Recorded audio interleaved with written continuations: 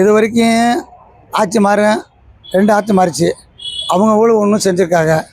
இவரும் இருந்தவரும் ஒன்றும் செய்யலை, சரியாக செய்யலை. ஏதோ அரைக்குறையாக அவர் செஞ்சாரு அதெல்லாம் இல்லை. மக்களுக்கு யார் என்ன செஞ்சா? பொதுமக்கள் யாரும் செய்யலை. அவங்க சுயநலத்துக்கு பார்க்குறாங்க தவிர பொதுமக்கள் எதுவுமே செய்யலை கிடையாது. யாரும் இருந்தாலும் சரி. நான் வரும்போது என்னென்ன செய்கிறாங்க, அதை பிடிக்கும் எது செய்கிறேன்றாங்க, உண்மையை செய்கிறாங்க சொல்கிறாங்க. ஆனால் செய்யலை கிடையாது. அவங்க சுயநலத்தான் பார்க்குறாங்க. அவங்களுக்கு என்னென்னா அதை பார்த்து கடையாது ஓடு போட போட்டு கையும் காலை பிடிக்கிறாங்க. செய்கிறேன்னு செய்யலை. இப்போ பொதுவில் கிழக்கு தொகுதியில் மூர்த்தி 2 ரூபாய் ஜெயிச்சு வந்தார். 3ஆண்டு இப்போ வரலை. என்ன கேட்டோம்னா பொதுமக்கள் ஒன்றும் செய்யலை, சரியாக செய்யலை. ஒரு பாத்ரூம் கிடையாது, இது பஸ் ஸ்டாப்பு கிடையாது, எதுவும் கிடையாது. பஸ் ஸ்டாப் கிடையாது. பல முறை சொல்லியாச்சு. செய்கிறேன் அவங்க வெளியே தான் அவங்க பார்க்குறா சார். பொதுமக்கள் வெளியே கிடையாது. இப்போ அதனால தான் இப்போ ஒரு ஆட்சி மாற்றம் வந்து நாங்கள் ஆட்சி மாற்றுறது இப்போ வந்தது. அதே இவர் விஜய் என்ன சொல்கிறார், இப்போ என்ன செய்கிறேன்றாரு. இதே மாதிரி அவரும் செஞ்சாருன்னா எதாவது நல்ல மக்கள் செய்யட்டும். நல்ல பொதுவாக காருக்கு இருக்கிறேன், பஸ்ஸு போகிற இலவச பஸ்ஸுன்றாங்க. இதெல்லாம் யாருக்கு இடம் கொடுக்க நம்ம கேட்டோமா? யாருக்கு எடுக்கிறது? விலைவாசியும் குறைங்க, சாப்பாடு வரிசையும் குறைங்க. அதே முக்கியம் வேண்டியது. பிரி சொல்லி கொடுத்து மக்களை கொள்றீங்க. எல்லாம் அங்கே கேட்கவே இல்லை. பொதுமக்கள் யார்ட்டும் கேட்கல. வீணால காசு கொடுத்து பேர் என்ன 2000 தரேன், 5000, 10,000 தரேன்ட்டு அதெல்லாம் எங்களுக்கு இல்லாத எங்கள்கிட்ட காசு இல்லாமல் இருக்குது.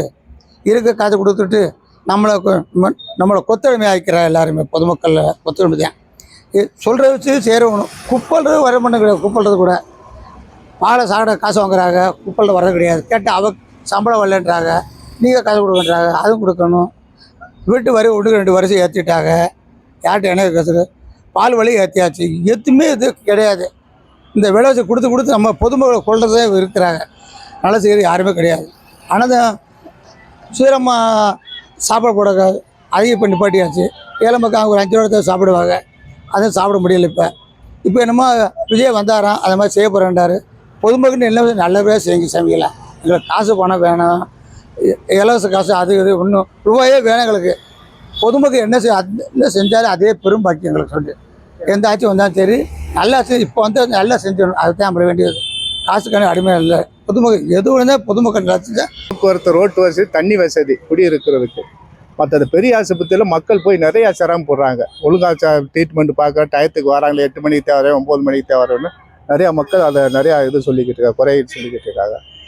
இதாயா இந்த கரண்ட் தட்டுப்பாடு இல்லாமல் கொஞ்சம் இது பண்ணி நல்லபடியாக செஞ்சு கொண்டு வரணும் மக்களுக்கு. இதான் முக்கியம். மற்றது இருக்கிற குறைகள் இருக்கிறதாங்க இருந்தாலும் இது முக்கியமான கருத்து இதுதான். ரோடு வசதி, தண்ணி, இந்த பெரிய ஆஸ்பத்திரியில் நல்லபடியாக ட்ரீட்மெண்ட்டில் பார்க்கணும். நல்லபடியாக இருக்கிற மக்கள் போய் டயத்தை சொல்லிவிட்டு சரியாபடியாக கவனிக்கிறாங்களே. டயத்தை வந்து ரொம்ப அந்த நரசு அந்த கீழே பியூனாருக்கு தரக்குறைவான பேசுகிறதுக்கு அளவுக்கு மக்கள் ரொம்ப பேர் சடைக்கிறாங்க. இதாயா அது நல்லபடியாக கொஞ்சம் பார்த்து கவனித்து அதுக்குள்ள நடவடிக்கை எடுத்து நல்லபடியாக செய்யணும். 100 ரூபா கொடுக்குறேன்டாங்க, கொடுக்கல. வேற என்ன சொல்லுங்கள்? நாங்களாம் ரொம்ப கஷ்டப்படுறோம். வீடு வாசல் இல்லை, வீட்டு வேலைக்கு போகிறோம், சித்தாள் வேலைக்கு போவோம். ஏதாச்சும் ஒரு ஏற்பாடு பண்ணுங்க. ரொம்ப கஷ்டப்படுறவங்களுக்கு அடைச்சிருக்காங்க. அது ரொம்ப சந்தோஷம். ஆமாம், இங்கே கரண்ட் பில்லாம் குறைச்சிருக்காங்க. மருமே இறந்து போயிட்டாரு. மக ஒரு பேத்தி நாச்சியாரில் வேலை பார்க்குறா. ஒரு பையன் 18 வயசு பையன் கொத்தனார் வேலை பார்க்குறேன். அதுகளை வச்சுக்கிட்டு நாங்கள் ரொம்ப கஷ்டப்படுறோம் சாமி. எங்களால்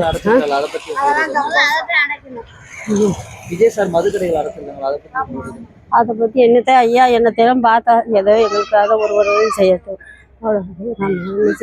முதலமைச்சர் இப்போ தானே வந்திருக்காரு. இன்னும் நிறையா அவர் செய்ய வேண்டியது இருக்குது.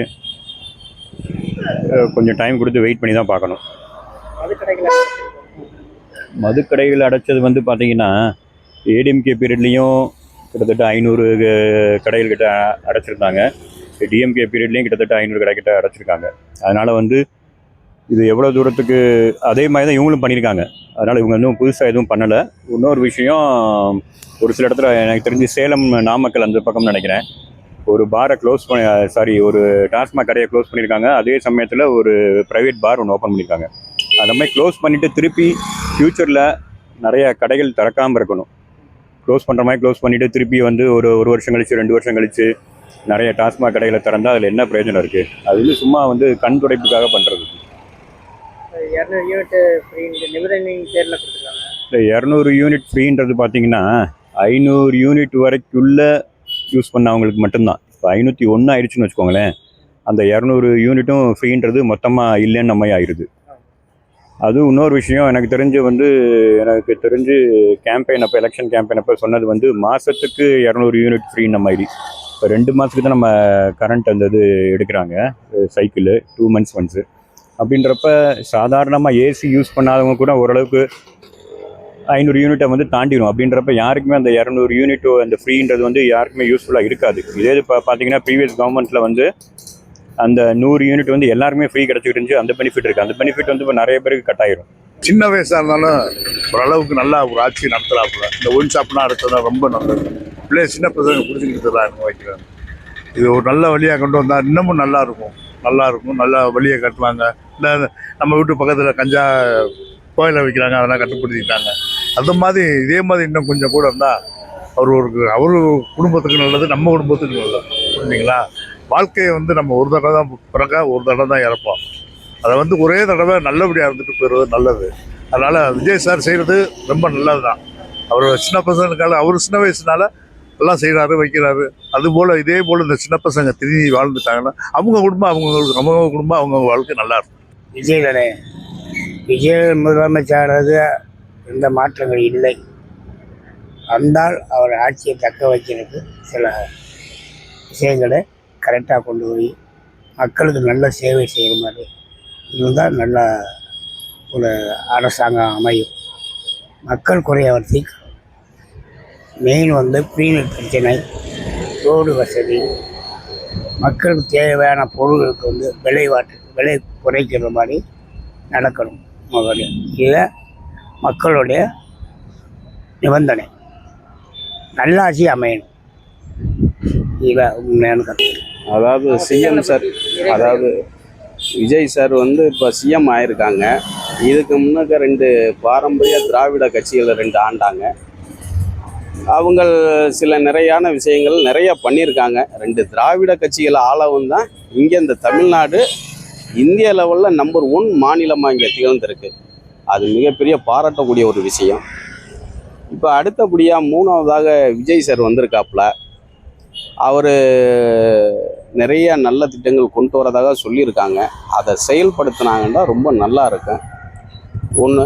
ஆனால் இதுக்கு முன்னுக்க ஸ்டாலின் சார் இருந்தாங்க சிஎம். அவங்க இருக்கையில் மிக சிறந்த திட்டங்கள் கொண்டு வந்திருந்தாங்க. அதாவது பெரும்பாலும் அடித்தட்டு மக்களுக்கான என்ன திட்டங்களோ அதை மிக சிறந்ததாக கொண்டு வந்திருந்தாங்க. அதெல்லாம் ரொம்ப கீழ்த்தட்டு மக்களுக்கு பயனுள்ளதாக இருந்துச்சு. அதே மாட்டுக்காகவே இப்போ வந்திருக்கக்கூடிய சிஎம் சார் இவர் விஜயும் சிறப்பாக பணியாற்றி அந்த திட்டங்களும் அதுக்கு மேலே இன்னும் சிறந்த திட்டங்கள் அடித்தட்டு மக்களுக்கு என்னென்ன செய்ய முடியுமோ அதை அவங்க முன்னின்று செஞ்சாங்கன்னாக்க ரொம்ப மக்களுக்கு ஒரு பயனுள்ளதாகவும் மாநிலத்துக்கு ரொம்ப பயனுள்ளதாகவும் இருக்கும்.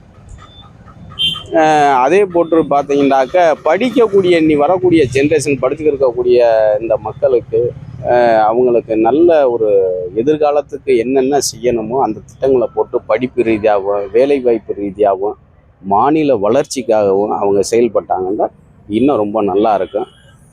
இது நம்பி இன்னைக்குள்ள ஜென்ரேஷன் டீனேஜ் வயசுலேருந்து எல்லாருமே இன்னைக்குள்ள பசங்க பூராமே அப்படியே பெண்கள் பசங்க எல்லாருமே போட்டிருக்காங்க. அதை வந்து செயல்படுத்தி அந்த நம்பிக்கைக்குரிய ஒரு இலக்கணமாக இருந்தாப்புலன்னா ரொம்ப நல்லா இருக்கும். அது இல்லை மது வந்து கரெக்டாக கட்டுப்பாட்டாக இது பண்ணால் சரியாயிடும். ஏன்னா அவங்கவுங்க வேலைக்கு அவங்க போயிடுவாங்க. இது திறந்து வச்சுக்கிறதுனால தான் காலைல 4 மணிக்கு போய் உட்காந்துருக்கான். இல்லைன்னா அவன் வேலைக்கு போயிடுவான்ல. அதுதான் கருத்து. அடுத்து வந்து அவர் வந்து இன்னும் இப்போ தான் வந்து உட்காந்துருக்காரு. ஒன்று அவர் பார்க்கட்டும். ஆட்சி மாற்றம் வேண்டும். நல்ல ஸ்கீமு வந்து நல்ல முறையில் செஞ்சு எல்லா மக்களுக்கு சேவையை நல்ல முறையில் இருக்கணும். அவ்வளோதான். விஜய் இப்போதைக்கு நல்லா ஸ்டார்டிங் நல்லா இருக்குது. அதை அப்படியே மெயின்டைன் பண்ணிகிட்டே போயிடணும். அவ்வளோதான். வந்து பாரெல்லாம் மூடிட்டு இப்போ மருந்து இருக்குன்னா ஒரு 5 கடை மட்டும் பார் இல்லாமல் வந்து வாங்கிட்டு போகணும். வெளியே யாரும் குடித்தா அந்த மாதிரி கொஞ்சம் ஸ்டிக் பண்ணாங்கன்னா நல்லாயிருக்கும். காசு வெறும் இன்னமும் நியூசன்ஸ் இருக்குது. டாஸ்மார்க் வந்து பார் ஃபுல்லாக மூடிடணும்.